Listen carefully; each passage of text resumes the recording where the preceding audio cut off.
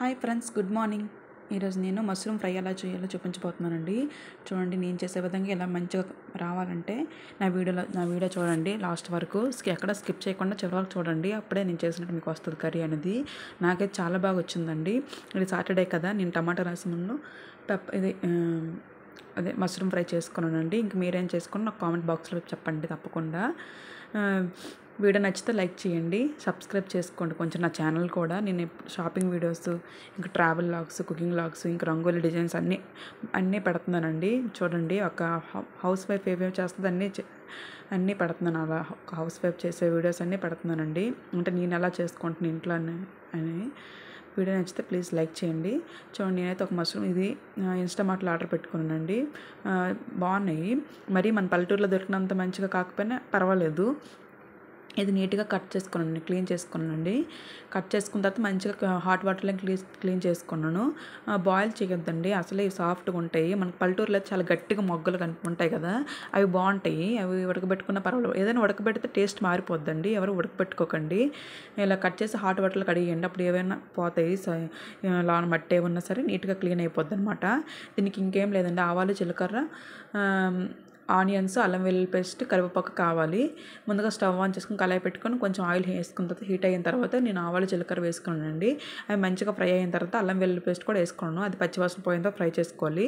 తర్వాత సన్నగా కట్ చేసుకుని ఆనియన్స్ కూడా వేసుకొని మంచిగా ఫ్రై చేసుకోవాలండి. ఫ్రై కాబట్టి ఆనియన్స్ అనేది గోల్డెన్ బ్రౌన్ కలర్ వచ్చేయాలండి, అప్పుడే బాగుంటుంది అనమాట. చూడండి, ఇలా వేపుకోవాలన్నమాట. ఇలా వేపుకున్న తర్వాత ఇంక మనం కట్ చేసి పెట్టుకున్నాం కదా మష్రూమ్, అది కూడా యాడ్ చేసుకోవాలి. ఈ కూర చాలా బాగుంటుందండి, డెఫినెట్గా ట్రై చేయండి. ఆల్రెడీ నేను మష్రూమ్ పెట్టాను గ్రేవీ కూడా, అది కూడా ఎవరైనా చూడండి వాళ్ళంటే చూడండి. ఇంకొకసారి ఎప్పుడైనా మష్రూమ్ 65 చేసి పెడతానండి ఈసారి, నెక్స్ట్ టైము. ఈసారి ఫ్రై చేసుకోండి. నేనైతే ఇంకా మీరేం చేసుకుంటారో నాకు కామెంట్లో చెప్పండి. చూడండి, కట్ చేసుకుని నీట్గా వేసుకున్నాను. ఎవరు బాయిల్ చేయొద్దండి, టేస్ట్ మారిపోద్ది బాయిల్ చేస్తే మాత్రం. అందులో విటమిన్స్ అన్నీ పోతాయి.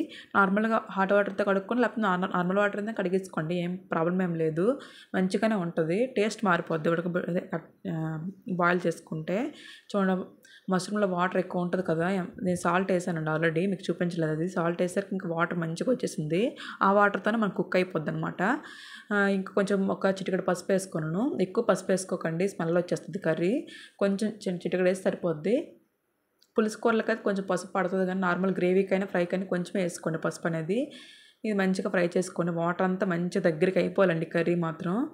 ఎందుకంటే ఫ్రై అనుకున్నాం కదా, కొంచెం మంచిగా మనకి ముక్కకు బాగా పట్టేయాలి మసాలా, సాల్ట్, కారం అన్నీ మంచిగా. కొంచెం టైం, చాలా తొందరగా అయిపోయే రెసిపీ అండి. ఎందుకంటే మనం సపరేట్గా వాటర్ ఏమి ఇంకా అవసరం లేదు. గ్రేవీ కూరకైనా వాటర్ అవసరం లేదండి, ఏదో వెయ్యాలని వేస్తాం అంతే. మంచిగా చేసుకోండి. ఇదిగోండి, ఇలా అయింది మంచి దగ్గరగా. కొంచెం వాటర్ కొంచెం ఆయిల్ పైకి వస్తుంది కదా,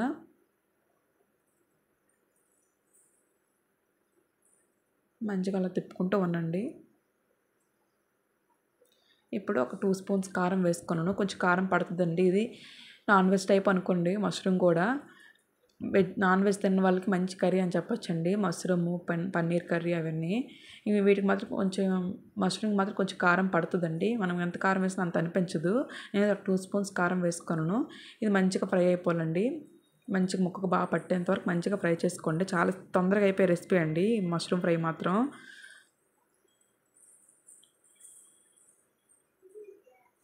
కొంచెం గరం మసాలా ఉంటే వేసుకోండి మీ దగ్గర. నా గరం మసాలా, ఒక చిటికెడు గరం మసాలా వేసుకున్నాను నేను. మంచిగా ఫ్రై చేసుకున్నాను. అటు ఇటు మంచిగా కలుపుకోండి.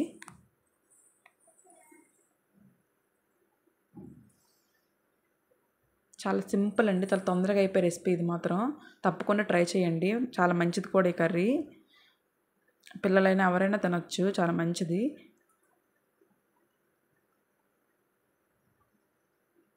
నేను బయటికి వెళ్ళే పని ఉంది కాబట్టి తొందరగా చేసేసుకున్నానండి వంట మాత్రం. 10 అయ్యేసరికి నాకు టిఫిన్ అన్నీ అయిపోయాయి. వంట, రసము, రైస్, కర్రీ, ఇంక పాపడ్స్ కూడా వేపుకున్నానండి నేను. మరి ఒక కర్రీ అయిపోయింది కదా, అందుకే అప్పడాలు ఉంటే అవి కూడా వేపేసుకొని ఒక బాక్స్లో పెట్టేసుకున్నాను అనమాట. ఎప్పుడైనా ఒక కర్రీ అయినప్పుడు మంచిగా సైడ్ డిష్ ఉంటుంది కదా,